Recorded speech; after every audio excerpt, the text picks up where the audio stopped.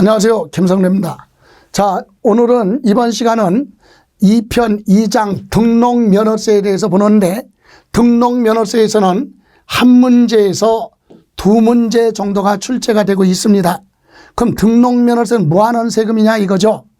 타인의 부동산에, 남의 부동산에 내 권리를 보호받기 위해서 등기 등록할 때 내는 세금이 등록면허세. 대표적으로 남의 부동산에 여러분 전세계약 체결하고 전세보증금을 줬으면 그거 보호받아야 될 거 아닙니까? 그래서 전세권 설정 등기, 또는 임대차 계약했으면 임차권 설정 등기, 건물주한테 돈 빌려줬으면 저당권 설정 등기, 그죠?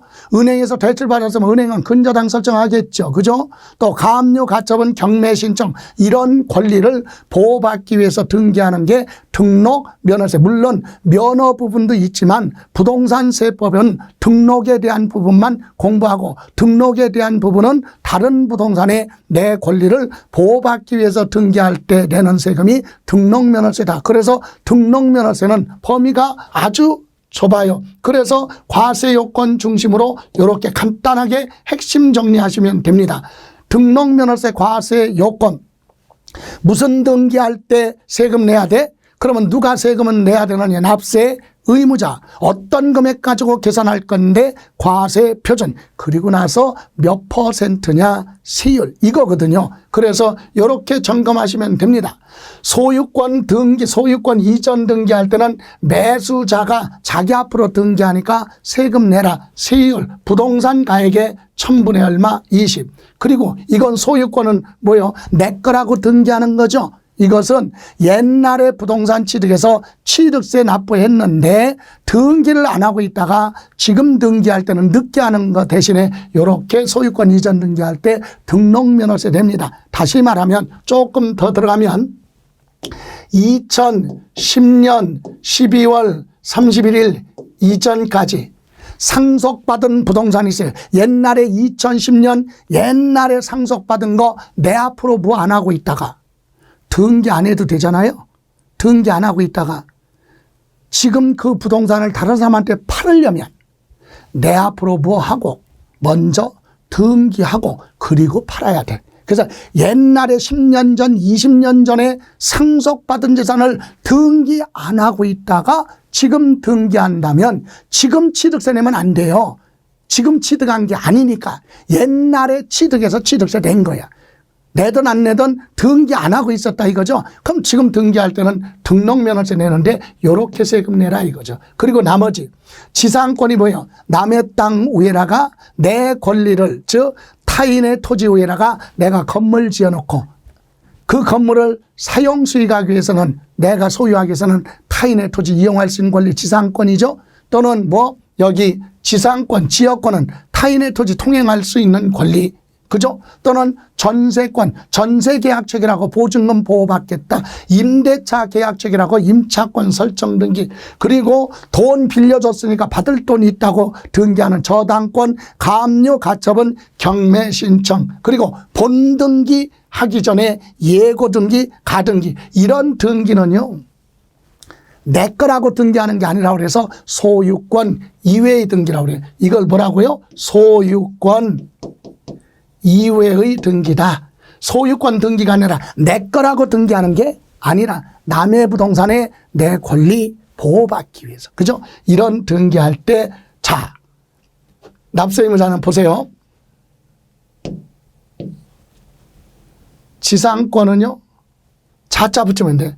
지상권은 지상권자, 지역권은 지역권자, 전세권은 전세권자, 임차권은 임차권자, 저당권은 저당권자. 이해가십니까? 이 사람들이 납세 의무자야. 이 사람들이 등기 권리층에 기재되기 때문에 그 사람이 세금 내라. 그러면 지상권은요, 부동산 가액을 과세 표준으로 합니다.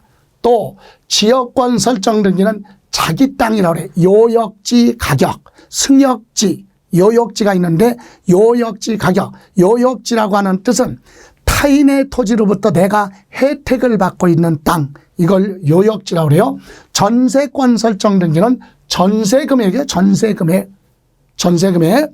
임차권 설정 등기는 월 임대차 금액. 민법에서 차임이라고도 얘기하죠. 한 달에 얼마씩 임대료 주고받기로 했느냐. 월 임대료, 그걸 월 임대차 금액. 저당권은 받을 금액, 채권 금액, 이런 걸 과세 표준으로 하고 여기 세율이 전부 다 똑같아. 1000분의 얼마? 2. 세율 간단해요. 1000분의 2는 백분율로 얘기하면 0.2%다 이거죠. 0.2. 예. 그리고 여기 여러분 말소가 뭐죠? 등기 권리 중에 기재된 걸 지우는 거. 여러분 전세권 설정 등기는 전세 금액의 1000분의 2. 그래서 전세 계약자, 전세권자가 세금 내는 거예요. 그러면 임대차가 다 끝나서 말소할 때 지울 때는 누가 세금 내느냐? 설정자, 부동산 소유자가 내요. 그래서 쉽게 얘기하면 이를테면 전세권 설정 등기할 때는 세입자가 세금 내고 말소 등기할 때는 건물주가 내라 이거지. 설정자. 그죠? 한 건당 6,000원 이렇게 됩니다. 자, 그리고 또 하나 등록면허세는요. 이런 기본세율이 있지만 여기에 100분의 5씩 가감할 수 있고 등록면허세는 등기 등록하기 전까지 내라. 그리고 납세지. 요 납세지 중요합니다. 등록면허세에서 매번 시험에서 물어보는 게 납세지야. 어디 가서 신고하느냐 이거죠. 어디 가서 해야 돼? 부동산이 있는 곳. 부동산의 뭐 소재지. 이해가세요? 이렇게 해서 등록면허세는 이런 식으로 정리하시면 돼요. 이게 다야 사실은. 등록면허세 특별히 많이 공부할 거 없어. 시간 많이 투자할 거 아닙니다. 자, 이렇게 해서 등록면허세는 여기서 마무리하고요. 이번에는 3장 지방세법의 재산세 갑니다. 여러분 재산세는 두 문제에서 세 문제가 출제되는데 33회에서 두 문제, 34회에서 두 문제 출제가 됐어요. 35회도 최소한 두 문제부터 세 문제까지 출제가 되는데 어느 부분에서 주로 많이 출제되고 우리는 어떤 걸 공부해야 되느냐. 첫 번째 보시면은요. 첫 번째 과세 대상. 과세 대상 재산세는요. 어떤 재산 가지고 있을 때 세금 내라고 하느냐. 과세 대상이 토지, 건축물, 주택을 가지고 있으면 매년 뭐 내라? 재산세 내라. 물론 선박이나 항공기 가지고 있는 사람도 매년 재산세 내요. 그런데 우리 시험은 부동산세법이니까 부동산 중심으로 기억을 하면 되거든요. 그래서 토지, 건축물, 주택 여기서 여러분이 하나 개념이 하나 알고 가야 될 게 있다. 뭐 여러분 이런 상가 건물하고요. 상가 건물하고 그 다음에 토지가 있어. 그 다음에 또 하나 이런 주택은 주택 건물하고 토지가 있어요. 자, 요거는 상가 부동산이고 그죠? 상가 부동산. 이거는 주택이야. 요게 과세 방법이 달라요. 어떻게? 모든 부동산은 상가 건물은 건축물로서 재산세 계산하고 따로 계산해.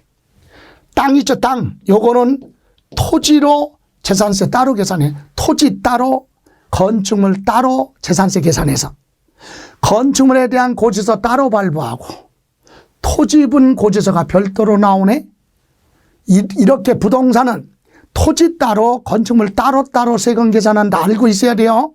근데 주택은 건물하고 뭐하고 토지하고 합쳐서 주택이라고 그래. 묶어서 과세하는 거야. 주택은 건물하고 토지 구분하지 않고 토지 건물 합쳐서 한꺼번에 계산. 재산세. 그런데 주택이 아닌 부동산은 공장이 됐든 임야가 됐든 상가가 됐든 하여튼 주택 빼고 건축물 따로 토지 따로 이렇게 과세한다 이거죠. 그래서 과세 대상에서 요 개념하고 중요한 건 요거예요. 토지. 토지는 종합합산 토지, 별도합산 토지, 분리과세로 구분하는데 한마디로 얘기하면 종합합산은 비사업용 토지예요. 비사업용 토지. 여러분 우리나라는 국토가 좁아. 땅덩어리가 좁아요. 그런데 토지를 개인이 소유하고 있다고 그래서 자기 마음대로 사용하면 안 돼. 토지 공개념 개념이 좀 도입이 됐죠. 개인이 소유하고 있어도 공적인 거다 이거지. 그래서 토지를 가지고 있는 개인이 소유하고 있어도 효율적으로 사용하라. 그러면 세금 부담을 줄여줘.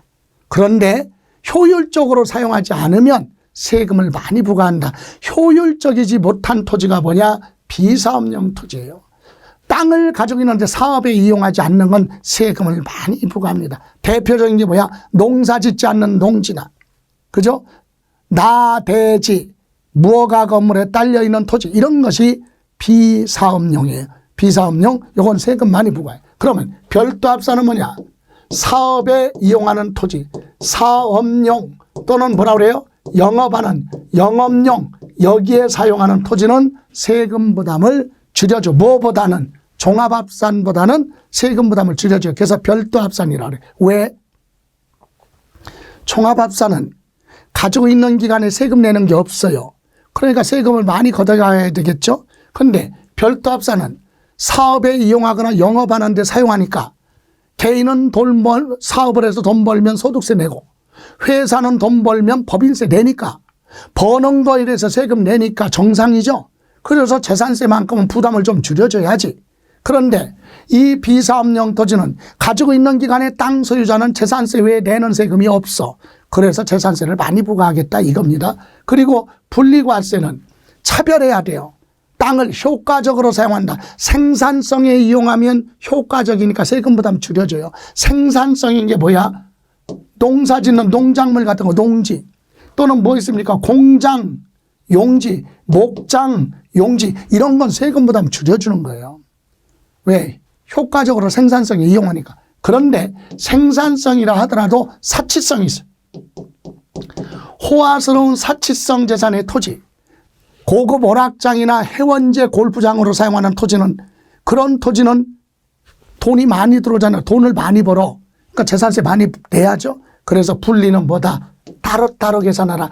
이런 농지는 별도로, 사치성 재산의 토지는 따로, 이렇게 따로 계산해요. 땅 소유자가 같아도. 이렇게 해서 우리 과세 대상에서는 반드시 여러분이 기억해야 될 거, 토지에 대한 거 요거 구분할 수 있어야 된다. 과세 대상에서는 토지와 그다음에 주택에 대해서 물어봐요. 주택은 건물하고 토지하고 합쳐서 과세를 한다. 그죠? 예. 다음 두 번째, 납세 의무자. 재산세에서 납세 의무자 필수로 정리를 해야 됩니다. 그러면 누가 세금 내야 되나요? 여러분, 재산세는 매년 6월 1일 기준이에요. 재산세는 6월 며칠 1일, 사실상 누구? 소유자, 재산을 가지고 있는 사람이 재산세를 내야 된다. 5월 말일 날 갑이 가지고 있다가 6월 1일 날 을이 취득했어요. 그러면 을이 재산세 내는 거예요. 그러면 재산세를 피해가려면 어떻게 해야 돼요? 부동산을 취득하는 사람은 6월 1일 지나서 취득해야 돼. 그러면 올해 안 내. 왜? 6월 1일 소유자한테 고지서 나가니까. 그러면 부동산을 취득할 때는 6월 1일 지나서 취득하는 게 좋겠죠.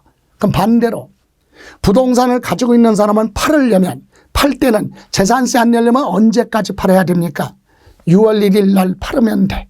6월 1일 전에 팔아도 되고, 늦어도 6월 1일 날 팔면 6월 1일 취득한 사람. 그래서 사실상 소유자 그러면 6월 1일 날 뭐 한 사람? 매수자.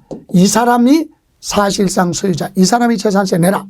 그리고 공부상 소유자, 등기권리증에 기재된 사람이 납세 의무자가 될 수도 있고, 재산의 소유자가 사망했는데 등기 등이 없으면 주된 상속자, 이렇게 납세 의무자가 아주 많아요. 유형에 따라서. 그래서 우리는 납세 의무자 필수로 정리를 해야 될 단원이다. 재산세에서. 특히 재산세 납세 의무자 부분에 대해서는 34회 시험에서 많이 언급되지 않았기 때문에 꼭 정리하셔야 되고, 다음 재산세는요, 취득세는 본인이 스스로 신고하고 납부해야 돼. 계산해서. 그런데 재산세는 재산을 가지고 있는 국민이 계산할 수가 없어. 누가? 재산세는 지방세니까 시장, 군수, 구청장이 세금을 계산하는데 어떤 거 가지고 하느냐? 과세 표준은 토지, 건축물, 주택, 부동산이죠. 이것은 물건마다 정해놓은 가격, 뭐라고 하느냐? 시가 표준액이에요. 시가 표준액. 요것을 기준으로 해서 계산한다 이거지. 재산세 과세표준은. 그래서 재산세 과세표준은 물건의 기준 가격을 국가가 정해놨어요. 그 가격 가지고 계산을 한다. 그래서 재산세 과세표준은 그리 복잡한 거 아니니까 특별히 기억할 건 아니고, 세율 부분도요. 34회 시험에서 세율 부분이 물어봤어요. 그래서 35회 시험에서는 세율 부분은 정리 안 하셔도 될 것 같다. 그렇게 점검하시고, 다음 이제 부가징수 아주 중요하죠.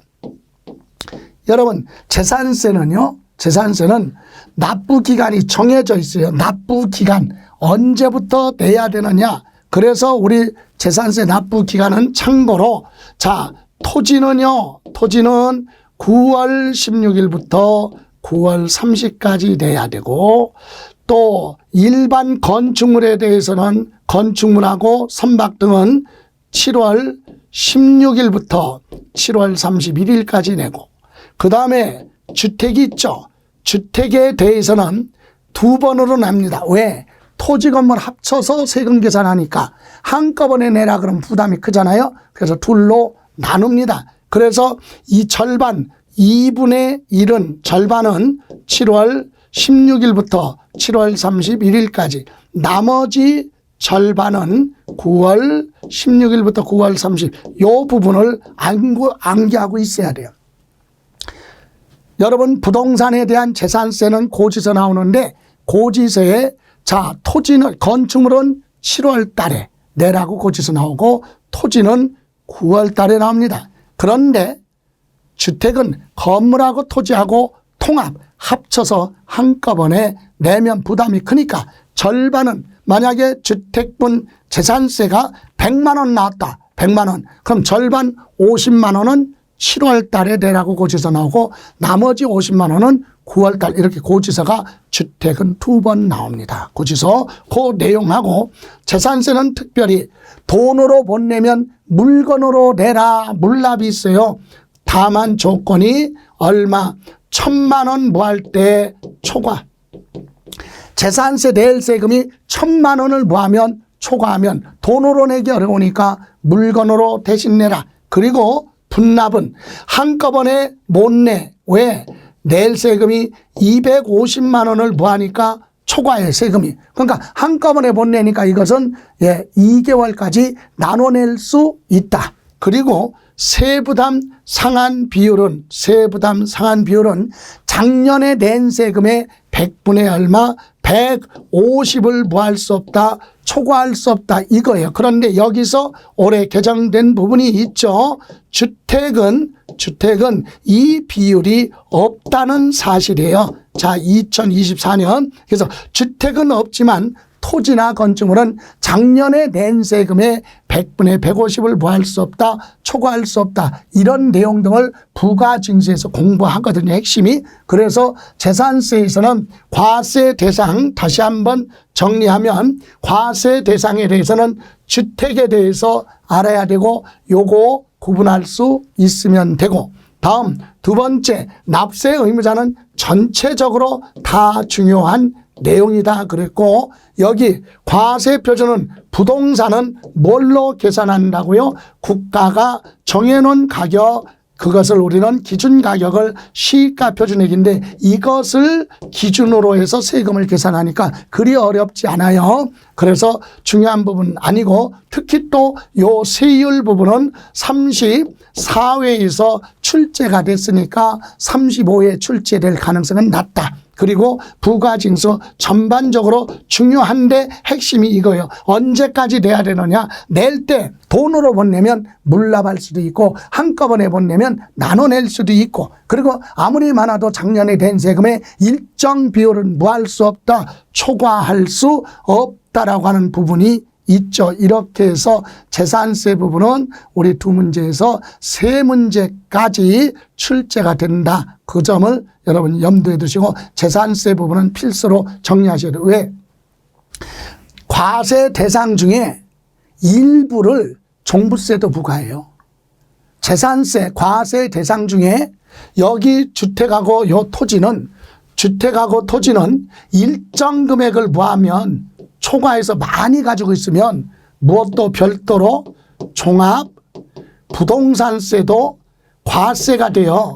그러니까 재산세 과세 대상 중에 일부가 종합부동산세 과세 대상이다. 그렇기 때문에 재산세를 정리해 둬야 된다 이거죠. 그래서 재산세가 정리가 되면 종부세에서 수월하다 이 얘기입니다. 그래서 재산세 부분은 여기서 마무리하고 다음 시간에 종합부동산세 이어서 가는 걸로 하죠. 자, 수고하셨습니다.